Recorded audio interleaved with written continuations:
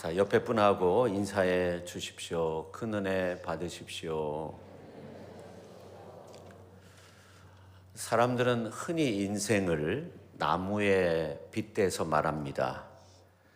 우리는 나무를 통해 배울 것이 참 많습니다. 그래서 오늘 말씀의 제목도 오늘 이곳에서 행복을 심자, 그런 제목입니다. 누구의 고백이 되어야 합니까? 오늘 저와 여러분의 고백이 되어야 합니다.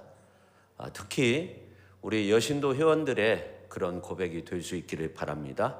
자, 그래서 같이 한번 하겠습니다. 오늘 이곳에서 행복을 심자.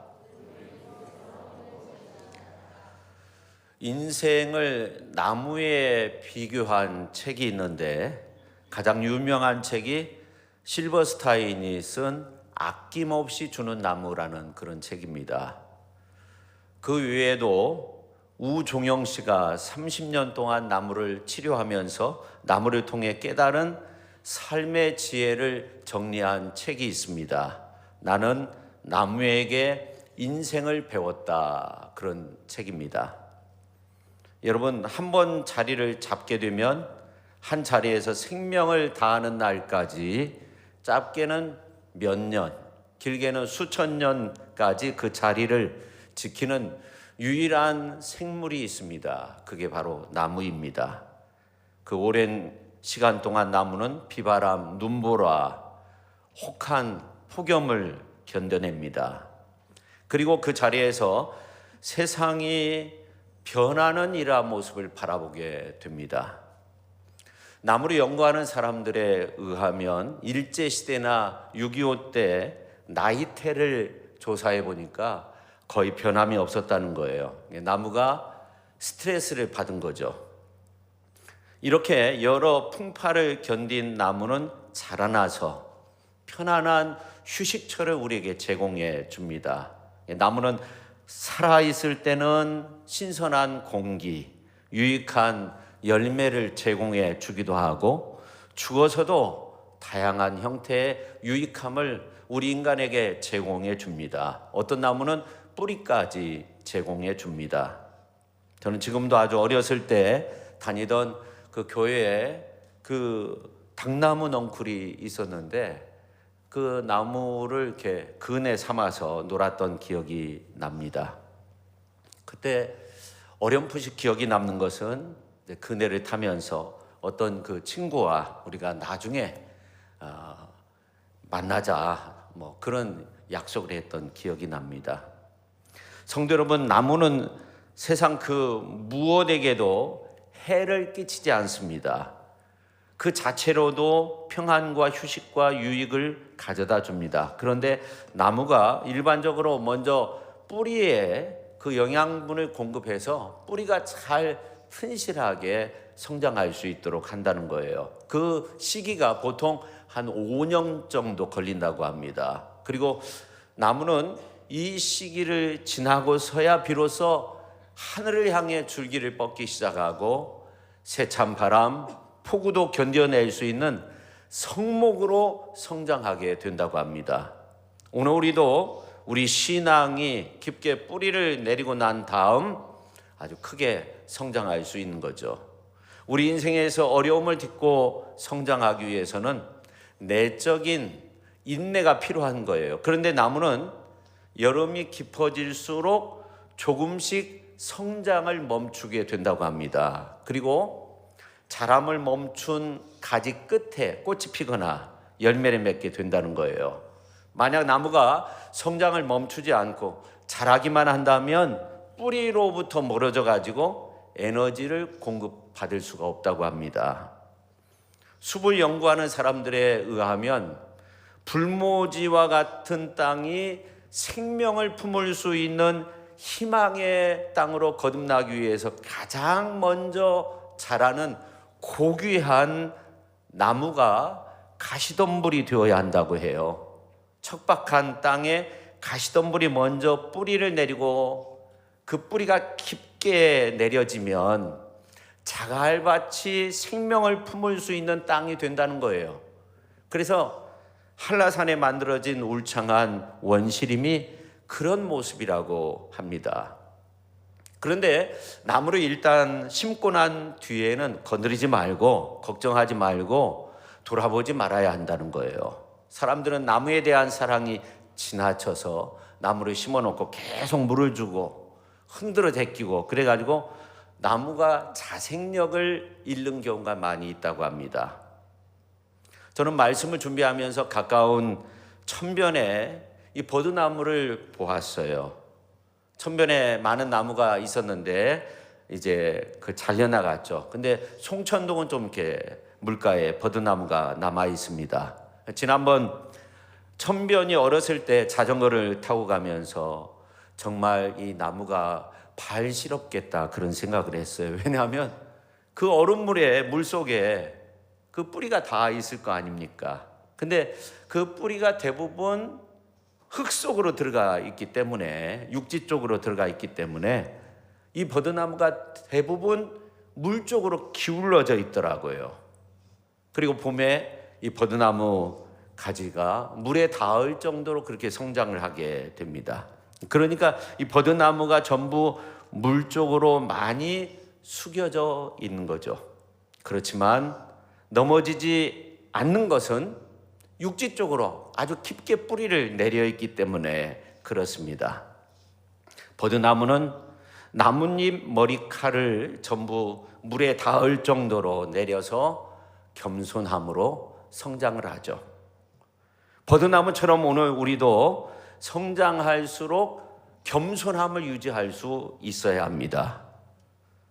앞에서 30년 동안 나무의사 이야기를 했는데 일본에서 30년 동안 작은 친절 운동을 일으키며 써놓은 책이 있는데 그게 뭐냐면 눈물 나올 만큼 좋은 이야기입니다.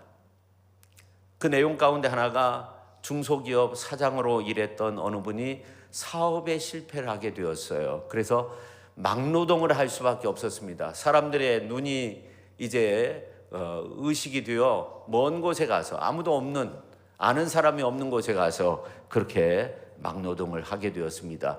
점심시간이 돼가지고 이제 점심을 먹어야 되는데 이분이 이제 조그마한 그러한 음식점을 찾아서 들어갔는데 이 식당이 아주 고급 식당이었어요. 그래서 나오려고 하니까 자존심이 허락하지 않고 그래서 아주 초라한 모습으로 그렇게 그 식당에 들어가서 한쪽에 몸둘 바를 모르는 가운데 그렇게 있었는데 어느 여성분이 다가와서 아주 친절하게 물 한 컵을 정성스럽게 따라주면서 아주 친절하게 물 드세요. 혹시 필요한 것 없습니까? 그렇게 웃으면서 말을 하는 거예요.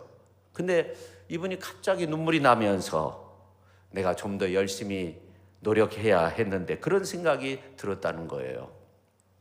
저는 어느 이제 허름한 복장을 하고 식당에 갔는데 여기 그런 모습으로 오시면 안 돼요. 그 말을 들은 적이 있어요. 근데 이 여성분은 절망성에 있는 한 사람에게 행복을 심어준 거죠. 천수천영이라는 말이 있는데 1000가지 나무에 1000가지 가지 모양이 생긴다는 거예요. 그래 한 그루의 나무가 가진 모양새는 매 순간 최선을 다한 노력의 결과이다 하는 겁니다. 나무의 선택은 늘 지금 현재입니다. 나무는 내일 비가 올까? 내일 이제 햇빛이 쬐일까? 이런 걱정을 하기보다는 오늘의 햇빛 물을 받아들이면서 최선을 다하고 현재에 집중한다는 겁니다. 나무는 내일을 걱정하느랴 오늘을 망치지 않는다는 거예요. 여러분 참으로 지혜롭지 않습니까? 우리는 오늘 최선을 다하며 살아가야 하는 거죠. 닥쳐올 미래에 대한 불안에 얽매여서 사는 그런 존재가 되어서는 안 되죠. 주어진 하루하루의 여건 속에서 우리는 최선을 다하면서 사는 겁니다. 오늘이라는 좋은 날에라는 그러한 시가 있는데 청명한 아침에 유리창에 얼굴을 대고 울었던 적이 있다. 햇빛에 반짝이는 바다 물결이 너무나 아름다워서였다. 내가 살아있다는 것이, 내게 두 눈이 있어 눈부신 광경을 볼 수 있다는 것이 넘칠 듯이 감사해서 울음이 쏟아졌다. 매일 같은 날을 살아도 언제나 같은 하루가 아니다. 내가 살아있구나 하는 느낌이 절절해지는 날이 있다. 자칫 무감각하고 습관적으로 흘러갈 수도 있을 삶에서 잠자는 의식을 깨우는 치열한 그 무엇이 일어난다는 거, 분명 감사하고도 남을 일이 아닌가. 감동으로 세차게 흔들리는 것, 열심히 생활하고 뜨겁게 사랑하는 것, 내부에서 일어나는 어떤 변화를 감지하는 것, 생기 발랄하게 타오르는 것, 살아있다는 것은 그 자체만으로 벅찬 감격이 아닌가. 살아있는 일은 심장이 뛰고 생생히 호흡하고 말하고 들을 수 있는 일, 그 자체만으로 의미 있는 일이 아닌가. 한 줄의 글귀에 감명받고 내가 좋아하는 음식이 들려오고 음악이 들려오고 향기로운 꽃들에게 매혹되고 좋은 느낌, 좋은 생각을 향유하고 매일 같은 길을 걸어도 늘 같은 나무의 모습이 아님을 발견할 때, 계절마다 맛과 윤기가 다른 과일을 먹고 한 잔의 커피를 마실 때 나는 얼마나 행복한가. 내가 살아 있음으로 누릴 수 있는 것들, 그것만으로도 나는 행복하다. 오늘이라는 좋은 날의 그런 시입니다. 여러분, 나는 참 행복하다 그런 느낌을 받은 적이 있습니까? 오늘 참 행복해. 여러분, 오늘 정말 행복하십니까? 저는 지난 그 화요일 새벽 정말 이른 시간이었는데, 너무나도 조용한 새벽 시간이었는데 비가 온 후 공기가 너무나도 맑아서 밖에 나와서 하늘을 쳐다보니까 별이 다 보이는 거예요. 근데 그 순간 마음속 깊은 곳에 그 행복한 마음이 있었어요. 그러면서 생각되는 것이, 인간은 자연에 순응하며 기본적인 욕심까지도 다 버리고 살 때 참으로 행복해질 수 있다는 그런 생각을 했어요. 그야말로 적당한 온도, 또 적당한 습도, 편안한 잠을 자고 나니까 행복해졌어요. 인간인 제가 자연에 순응할 때 행복했던 거예요. 행복한 삶을 위한 여러 가지 수칙이 있는데, 이 AI 시대에 우리가 꼭 기억해야 할 수칙이 있는데, 시와 유머 나누기라고 해요.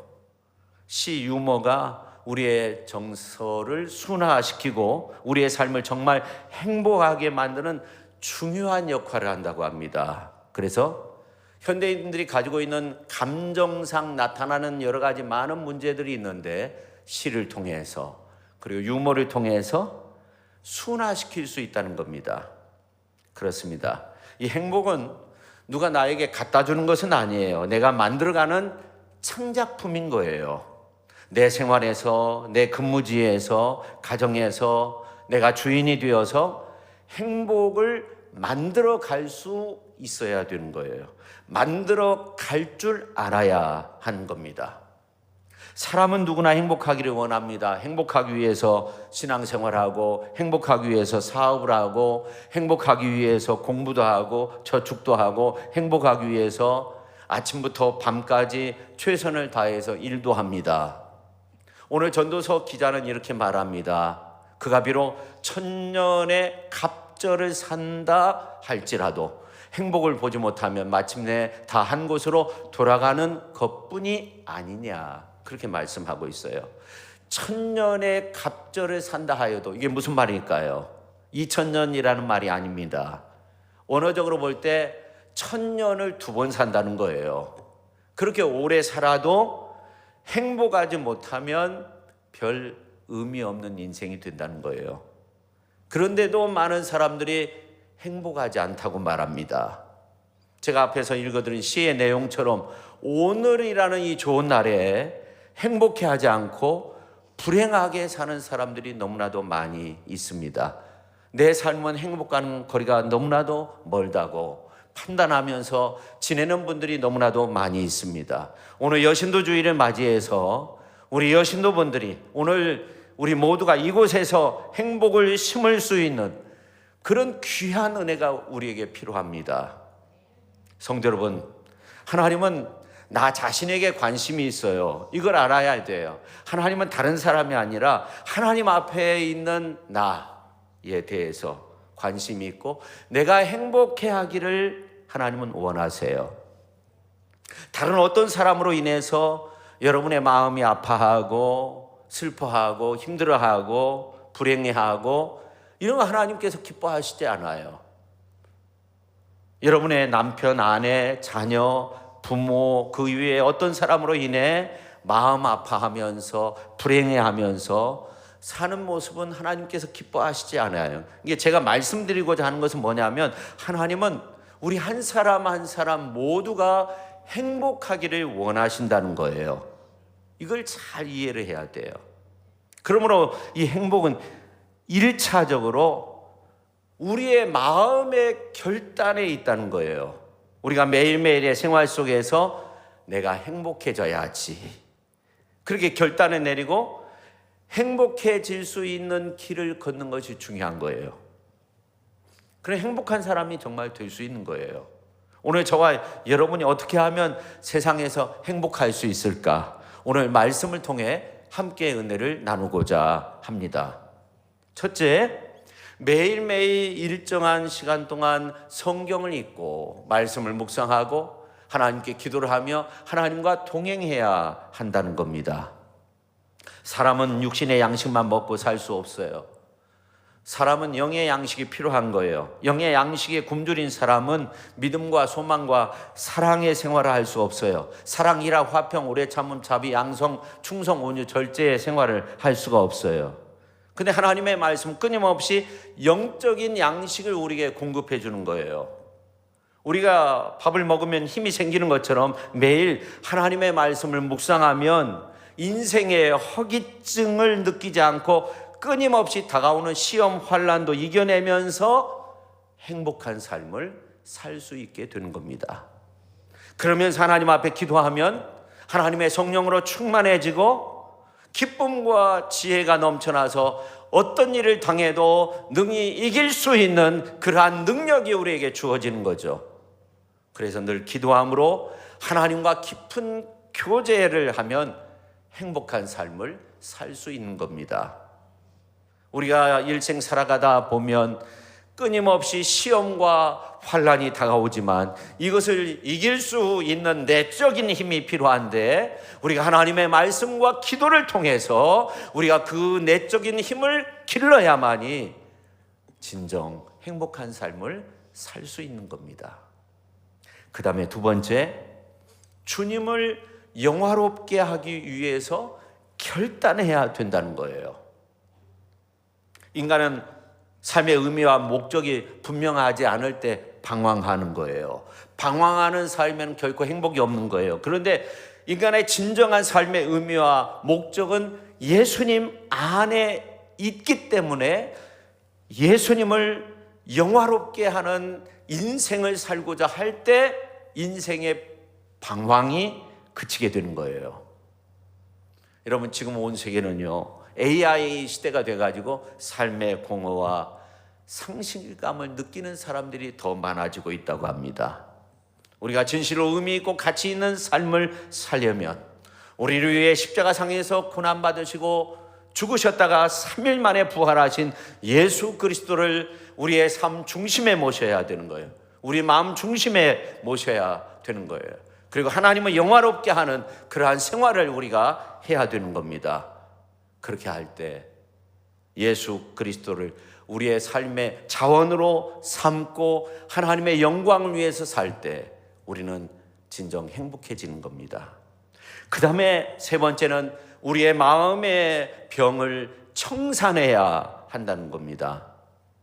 우리가 사는 동안 육신의 질병과 같이 마음의 병도 있다는 거예요. 그 때문에 마음의 병을 치료하지 않으면 안 되는 거예요. 성경에 보니까 분을 내어도 죄를 짓지 말며 해가 지도록 분을 품지 말라는 거예요. 여러분, 이 세상 살다가 보면 미움, 분노, 원한, 죄책감이 우리에게 끊임없이 생겨나게 되는 거예요. 그런데 이런 파괴적인 요소를 마음에 품은 채 내가 잠을 잔다고 한번 생각해 보세요. 이건 무서운 독수가 돼가지고 우리의 육체와 우리의 심령이 부패해지게 되는 거죠. 그래서 미움, 분노, 원한, 죄책감이 생길 때 해가 지기 전에 반드시 예수의 보혈로 깨끗이 씻어내야 되는 거예요. 더 나아가 부정적인 생각, 좌절감 청산해야 합니다. 그러나 반대로 긍정적인 마음, 할 수 있다는 그런 믿음 가지면 세상이 아무리 캄캄할지라도 마음속에 그 따뜻하고 환한 불을 우리가 밝힐 수 있는 겁니다. 부정적인 것만 항상 찾아가지고 거기에 집중하면요, 그것을 바라보면요, 결코 행복할 수 없는 거예요. 우리는 긍정적인 것을 찾고 창조적인 삶의 태도를 지녀야 하는 겁니다. 가정에서도 마찬가지고 우리의 삶의 자리에서도 마찬가지예요. 여러분, 행복, 불행, 절망, 소망, 희망, 이건 마음의 선택에 달려 있다는 거예요. 우리는 늘 맞고 받고 환한 그런 삶의 태도가 필요합니다. 요한복음서 16장 8절 하반절에 있는 말씀을 보니까 그가 와서, 보혜사가 와서 세상을 책망한다는 거예요. 오늘 이 시간 우리의 크고 작은 마음의 병을 예수님의 피로 다 씻어버리고 맞고 환한 그런 아름다운 마음을 가지고 행복하게 살아가는 저와 여러분 모두가 될 수 있기를 예수님의 이름으로 축원합니다. 그 다음에 네 번째, 만나는 사람들과 코이노니아, 친교를 이루어야 하는 겁니다. 우리 인간은 혼자 살 수 없어요. 세상에서 무서운 병 가운데 하나가 이 고독의 병이라고 하잖아요. 그런데 우리가 교회 나와 하나님 앞에 예배하면서 하나님을 찬양하고 또 함께 이렇게 모여 식사도 하고 또 함께 즐거운 대화도 하고 또 예배를 드리면 코이노니아가 형성되는 거예요. 주의 이름으로 모이는 거, 주의 이름으로 모여 예배 드리는 것이 참으로 중요해요. 그리고 다양한 어떤 신앙의 교제를 통해서 우리는 행복을 만들어 갈 수 있는 거예요. 우리가 같이 한번 해볼까요? 우리는 행복한 성도입니다. 모든 것이 잘 되고 있습니다. 할렐루야. 그래서 우리의 삶의 자리도 중요해요. 상처받았을 때 품어주고, 오해받았을 때 이해해주고, 따뜻한 보금자리를 만들어가는 것도 중요합니다. 그리고 내가 만나는 모든 사람들과 코이노니아를 잘 이루어서, 친교를 이루어서 행복한 삶의 주인공이 될 수 있기를 예수님의 이름으로 축원합니다. 그 다음에 이제 다섯 번째, 취미 생활을 가져야 되고 최소한 한 주간에 한 번은 이웃을 위해 좋은 일을 해보자 하는 겁니다. 사람이 돈만 벌기 위해 살아가면 늘 긴장감에 쌓이고 그 긴장이 절정에 이르면 어느 순간에 터질 수밖에 없는 거예요. 그래서 여세 동안은 부지런히 일했으면 일회째 되는 날은 쉬어야 하는 거예요. 안식을 취하며 하나님을 섬겨야만이 행복한 삶을 살 수 있는 거예요. 또 생활의 긴장을 풀어낼 수 있는 그 취미를 가져야 돼요. 많은 돈을 들이지 않더라도 아주 즐겁게 즐길 수 있는 그런 취미 생활이 있다고 한다면 그것도 참 좋은 일이죠. 여러분의 인생에 활기를 주고 기쁨을 주는 것이라면 반드시 시간을 마련해서 그 취미를 살리는 것도 중요해요. 그리고 이웃에 대하여 좋은 일을 행함으로 보람을 갖고 거기에 즐거움을 삼고 그러면 행복하게 사는 겁니다. 스스로 속이지 말라. 하나님은 업신여김을 받지 아니하시나니 사람이 무엇으로 심든지 그대로 거두리라. 자기의 육체를 위하여 심는 자는 육체로부터 썩어질 것을 거두고 성령을 위하여 심는 자는 성령으로부터 영생을 거두리라 그랬습니다. 여러분, 제가 지금까지 한 5가지 말씀드렸는데 이런 행복의 조건을 능동적으로 심으면 여러분의 행복한 삶이 30배, 60배, 100배로 열려지게 될 줄로 믿습니다. 행복은 선택에 달려 있습니다. 여러분 행복해지겠다고 결심하고 선택하면 행복해지는 거예요. 그러나 불행을 선택하면 불행해질 수밖에 없는 거예요.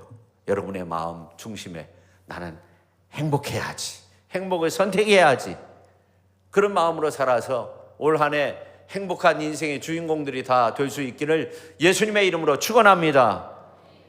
결론적으로 행복은 오늘 말씀을 보니까 하나님의 손에 있다, 그렇게 말씀하고 있어요. 오늘 26절 말씀 한번 볼까요? 여수르니여 하나님 같은 이가 없도다. 그가 너를 도우시려고 하늘을 타고 궁창에서 위엄을 나타내시는도다. 여수르니라는 말은 의로운 자라는 말이에요. 그러니까 의로운 자 이스라엘을 돕기 위해 하나님이 하늘과 구름을 타고 온다는 그런 말씀이에요. 그게 26절 말씀이에요. 천지 만물을 창조하신 하나님께서 여술은 예수님을 믿고 의로운 자 된 우리를 도우시기 위해 하늘을 타고 궁창에서 위엄을 나타내신다고 그렇게까지 말씀하고 있는 거예요. 그러니 감히 대적할 자 아무도 없는 거죠. 그래서 이 어려운 세상 속에서 예수님을 믿는 믿음의 삶의 모습으로 그렇게 사는 것이 행복으로 나아갈 수 있는 최선의 길이 되는 줄로 믿으시기를 바랍니다. 예수님을 믿는 믿음 안에서 그 믿음 가지고 인생의 길을 걷는 것이 중요해요. 반드시 행복이 찾아옵니다. 그 믿음으로 걸으면 행복은 우리에게 찾아오는 거예요.